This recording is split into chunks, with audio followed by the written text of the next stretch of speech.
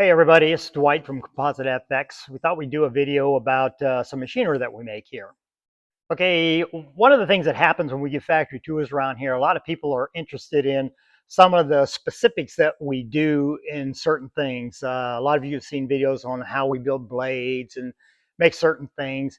And when we do things, the machinery that we use, a lot of it is not available. You can't just go out and buy a blade forming machine, for instance. So you have to make those pieces of machinery. So a lot of guys are interested on how we do certain things. So we thought this is an item that we just did finish. It's going into production right now. So I thought I'd give you a quick video on what it is. Basically, this is a motorized turntable for actually making the drive shafts that are in the Mosquitoes.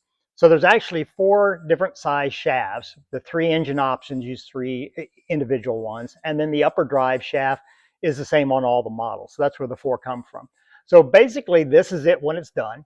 Now this is the end flanges are machined. And to give you an idea how those are, you can see in the center there, it's recessed half the distance, the thickness of the metal. It's 1/8 inch. So it's recessed 1/16 of an inch. So the actual tubing itself can recess into it and find the center. Okay, so when we get the raw parts, those 2 flanges are bolted right onto these here pieces. This jig you'll see on the tailstock here, I'll tip it up, you see these slots so that this piece can slide in and out for the different lengths of the drive shafts that we're going to make. So in order to guarantee that the drive shafts for the particular ones that we're making that day are all the same and that they don't get welded together and end up different sizes, is this here little plate here. So this plate does 2 things. This is a specific length and it's reading upside down, but you can see it's the upper drive shaft. So this is an upper drive shaft that's in here right now. So when you unbolt or unweld these 2 ends can turn in any direction they want. It can be clocked in any direction at 360 degrees. So this piece goes on there, it gets tightened down, and that clocks it so that these 2 flanges are directly across from each other. In other words, we wouldn't want these spaced like that or like that, because then you got bolt interference issues. So we want to make sure that they're in line and true. So that's what this piece does. Not only does it make the flanges true, but it also guarantees that every one of them that we make is this length. So in other words, if you cut the tube and you stuck it in here and this thing could not be bolted in and tightened, it's either going to be too short or it's going to be too long. So that allows us to either trim it or go find the proper size and put in it. So that piece does 2 things. So once that's done, then we tighten that down, put it all in there. Now, the cool thing about this is our buddy here in Florida, Gary Doms, a lot of you guys know him, he's an electrical guy. He actually helped us rig this up. So this is actually a motorized kind of lazy Susan for welding these things together. So with this piece on here and everything dialed in, we can actually take this and tack weld it in 4 different locations.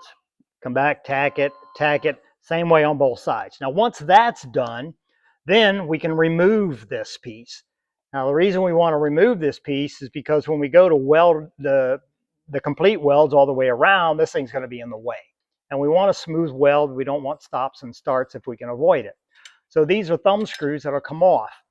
And obviously, once this thing is tack welded together, everything's clocked right, everything's good. Now, the beauty of this is these are all TIG welded together. Okay, so all this material here that we use is all 4130 chrome moly, just to verify the type of material it is. So now it's time to actually weld the whole thing together. So this thing was created so you can turn it on, and then this foot pedal can modulate. It's on a rheostat switch, so we can turn it real slow or real fast. So right there, you can turn, probably hard for you to see, but it's turning real slow. If the welder wants to speed it up, he just kicks in a little more pedal, a little more pedal. So you can make it go as fast or slow as you want as you're welding. And this thing will turn both directions. So it'll go forwards or backwards. So depending on which side you're welding on, it can go either way. The other thing about this machine is we had to make it where this is a grounding tab for the welder. If we were to put the ground cable anywhere on this piece, when you were welding it, the current would actually be going through the bearings. So now you're going to run the bearings. If you don't weld the bearings up, you're going to pit them and you're going to have issues there. So this tab is actually put on the end of the stub of that center shaft. That way the current is only going through the center shaft to these flanges and to this weld joint on both sides.